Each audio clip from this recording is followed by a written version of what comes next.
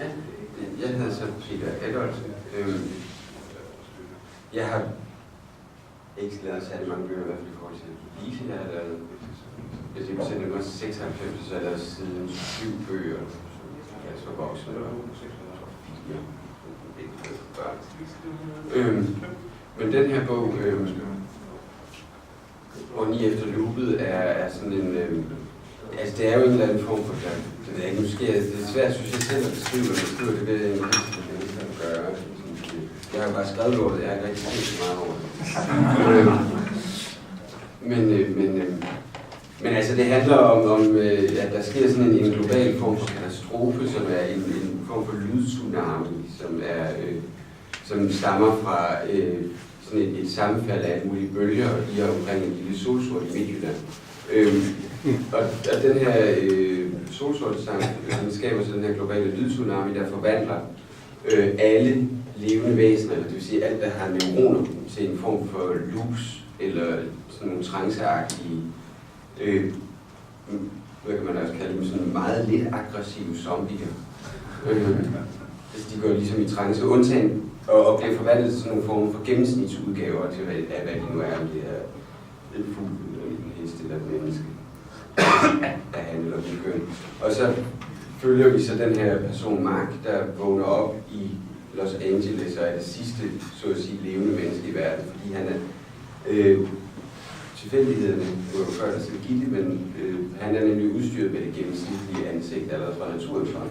Så derfor bliver den her globale forandring overser ham ligesom. Så han går rundt alene nu 9 år efter i LA, hvor hende er sådan lidt ved at bruge til. Og han er noget af pjok, så han er ikke rigtig tilkægt. Men så sker der jo selvfølgelig noget. Ja, jeg tænker, at vi har 2 her, som primært skriver science fiction, og så 2 her, som både skriver science fiction og alt muligt andet. Kan I sige et eller andet generelt om, hvad der får jer til at vælge science fiction i en situation, eller bruge nogle af genrens greb, eller sådan? Ja. Jeg starter så. For mig der er det meget sådan historien, der egentlig beslutter, hvilken genre jeg skal skrive. Jeg tror også, det er derfor, jeg skriver så mange genrer. Fordi jeg er ikke sådan fastlåst på, at jeg helst vil skrive det ene eller det andet. Og den her, det passede jo så bare super godt på, at det var science fiction genre. Og fordelen ved science fiction, synes jeg, ligesom med fantasy, det er, at man kan tage sådan nogle af de her sådan helt basale sådan de store spørgsmål op, uden at det bliver for pladeragtigt.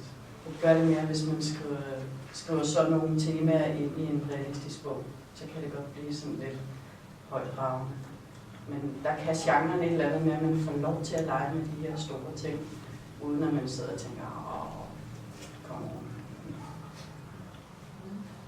Det kan skabe nogle ting, sætter noget på ryggen. Ja, det er jo det hele taget. Det er jo at sætte sine stakkels karakterer i en meget vanskelig situation og se, om de klarer sig ud af det.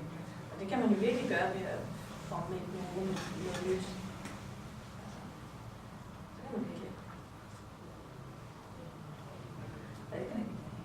Jeg synes, at det er en historie med tidsrejsen. Der er ikke alene, du skærper den situation, hvor folk kan komme i, men du skriver også ud fra nogle personer. Det synes jeg altså godt, at det er nogle meget personlige, så det er karakter-drevet. Altså, i et science fiction univers. Ja, det skal jo være begge dele. Ja. Det synes jeg også, alle de bøger, der er på spil her i dag, de gør. Men altså, hvis jeg skal sige, hvorfor det lige er science fiction og ikke socialrealisme, så er det måske lidt det samme som det, der blev sagt før. Den her genre giver en mulighed for at etablere et punkt uden for virkeligheden, som man kan overskue fra, og sige nogle ting om. Man kan spille ind fra et andet sted. Altså, mit eksempel, det er godt nok et fantastisk eksempel. Og der er et sted i Ringens Herre, hvor Tolkien, han lader en af elverfolkene sige, at han har besøgt en menneskens byer. Og så siger han, deres sange their songs were full of the sadness of mortal men. Altså, deres sange var fulde af dødelige mennesker. Da jeg læste den musik, det er sgu vi går rundt og ved, at vi skal dø, og det betyder et eller andet for os, men det er i den grad gennemsyret.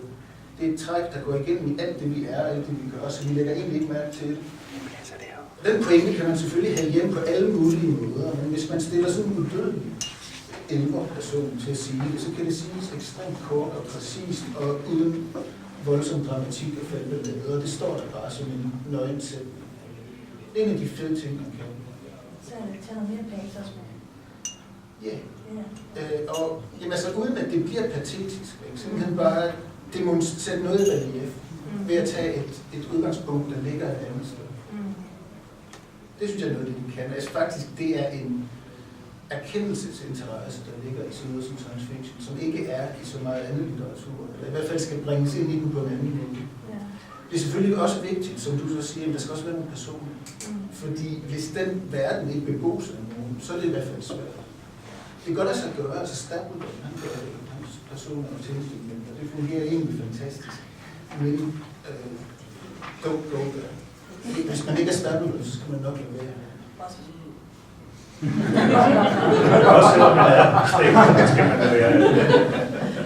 Men der synes jeg, når du snakker om patos, der er du mere ude i selvmedlidenhed. Jamen, det er jo bare ham der. Han svælger i det. Ja.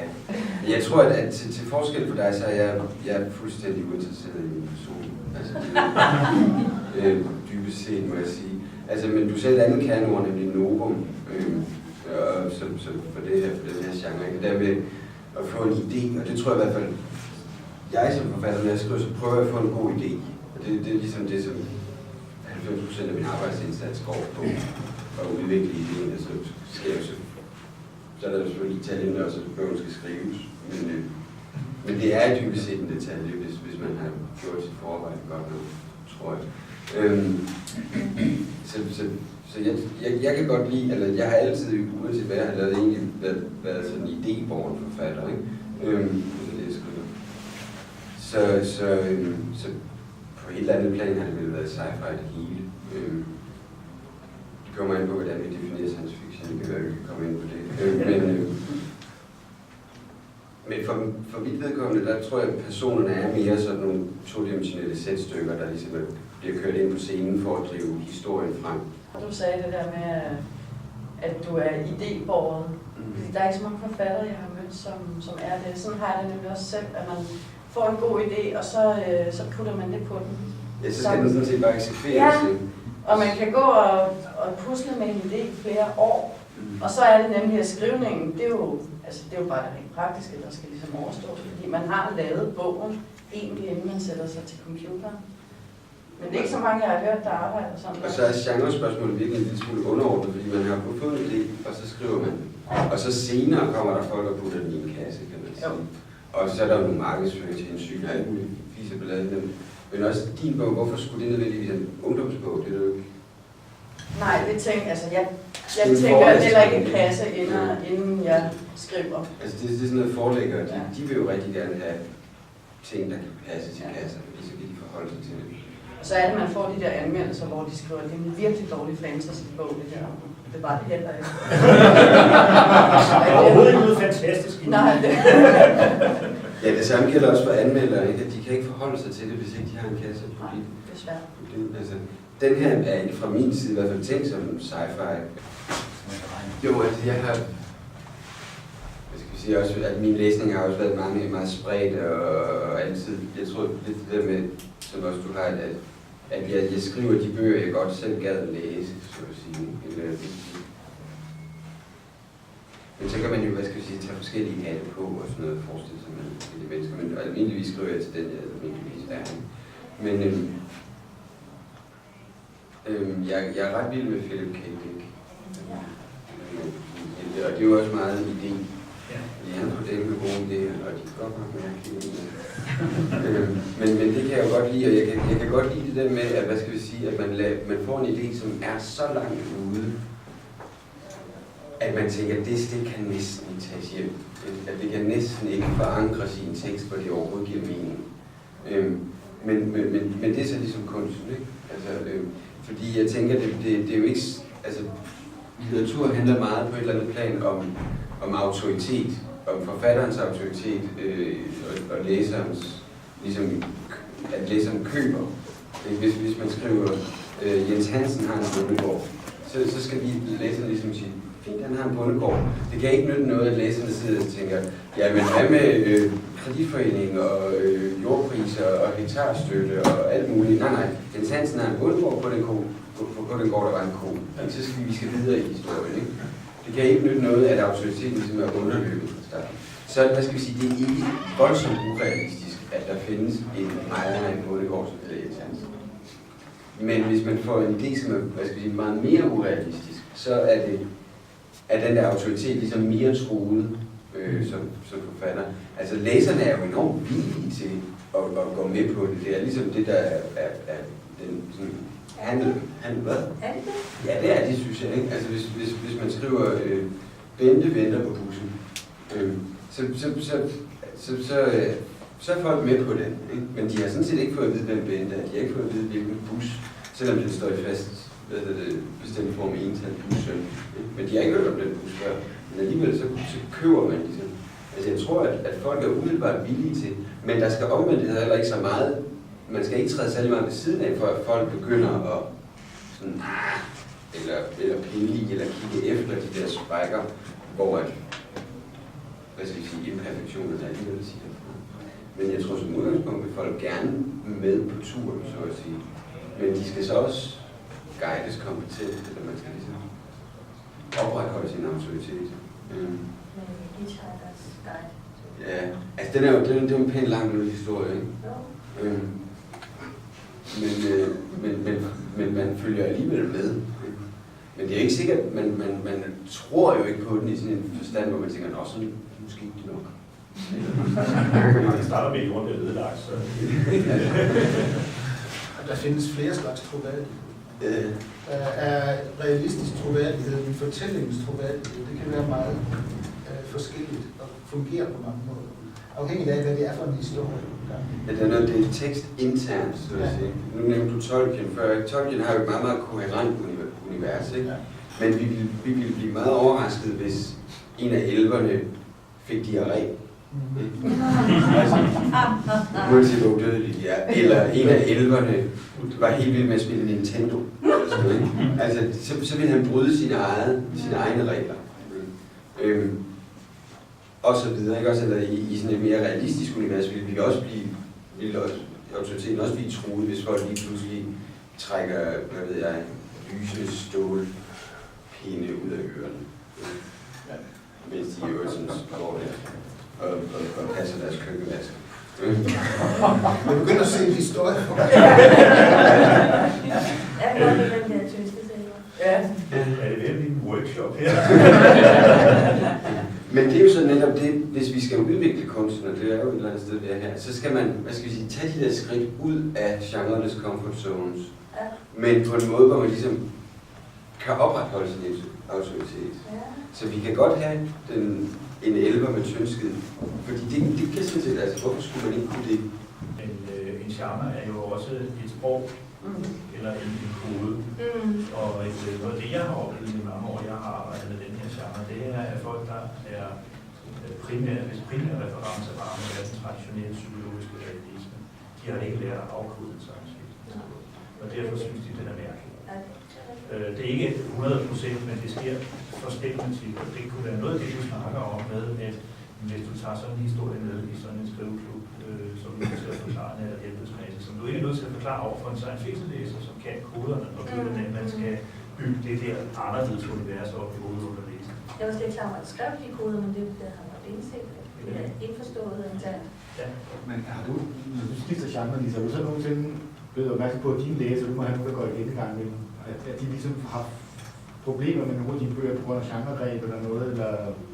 Nej, det synes jeg ikke, og måske er grunden til det også lidt, at jeg har intet begreb om det. Så jeg starter fra scratch, ligesom dem, og jeg skriver jo ikke sådan meget indviklede science fiction romaner, fordi det kan jeg simpelthen ikke. Jeg har ikke nok baggrundsviden. Jeg var ude for med en fantasy-roman, jeg skrev, eller det var bare sådan 4 små bøger, der hang sammen til en. Og så var jeg ude i en 5. klasse og fortalte om den, og så var der en af de der unger, der rakte hånden op og sagde, du er godt klar over, at sådan nogle grå dværge, de slet ikke opfører sig sådan der. så lidt begreb har jeg om de genre, jeg skriver af. Forkerte grå dværge. For det var nogle helt forkerte, de havde forkerte handlingsmønstre. Jeg ved ikke, så synes, det var en lidt snæver genre. Det er jo ikke så mærkeligt med børn, men jeg synes, det er mere underligt med voksne mennesker, at der er et snæversyn, når man må i en fortælling. Der synes jeg egentlig, det er helt omvendt. Altså børn, de er jo enormt. Altså, ja, giv mig det. Det kan ikke blive mærkeligt nok. De accepterer det meste, hvor voksne, de skal ligesom have lært at sige, okay, vi accepterer, at det er mærkeligt. Ja. Så handler det ikke dybest set om, at enten man er villig til at tage det der og krybe ind i et eller andet helt andet, tage den her verden på og se, hvor den bærer hen. Eller også er man ikke. Ja, det var det. Og hvis folk ikke er det, så skal de måske ikke læse den slags bøger. Eller eller også må de lære. Ja, det er nogen, man har lyst på. Ja, unge mand, tak. Men så er det så bare pludselig, at Haruki Murakami så bliver en populær figur, fordi hans verdener, de er rigtig mærkelige, og de er faktisk mere mærkelige end science fiction verden, synes jeg. Men jeg kan godt lide ham. Ja, altså nu har jeg den her fascination af ham, den har gået et par år tilbage efterhånden. Så jeg har snakket med rigtig mange, og det jeg oplever med lige præcis ham er, at enten elsker man ham, eller så hader man ham. Altså enten forstår de og åbner op for, at det er rigtig mærkeligt, eller så fatter de ikke en brik af, hvad der sker, og det kan jo bare ikke hænge sammen det her. Ja. Så det er meget min oplevelse. Sådan er det også med hvad hedder det, Knavsgaard? Nej, hvad hedder han? Min karakter? Ja, det er rigtigt, ja. Det er jo så nærmest det modsatte af science fiction. Det er jo temporært. Ja. Også interessant. Altså, jeg tror, det kan godt være, at jeg er naiv og godtroende, men jeg tror egentlig, at det, man kan kalde science fiction, er lidt på vej ud af reservatet. Det håber jeg, at altså, for eksempel en Murakami der, hvor at som gavet science fiction læser, vil sige, han er science fiction forfatter. Og så er der nogen, der siger, at det er magisk realisme, det han laver. Det er det sådan set også, og det er jo også. Altså, det er jo, han er jo bare en forfatter, der skriver bøger, og så er de heldigvis gode. Og jeg tror, at hvad skal vi sige, den der sådan snobisme, som har dømt sådan noget som sci-fi ude igennem rigtig mange år, at den er ved at dø med de der sådan generationer af universitetskritikere-typer, som ligesom deler ind i fine og mindre fine, og høj og lav og smal og bred og sådan noget. Jeg synes i det hele taget, at alle de der sådan inddelinger er en pest. Altså, hvor er god eller dårlig. Og så er jeg sådan set fuldstændig glad med psykologisk realisme, eller magisk realisme, eller sci-fi, eller digte, eller whatever. Altså, så forhåbentlig er det ligesom ved at fise ud den der sådan, at det er bare genre-litteratur.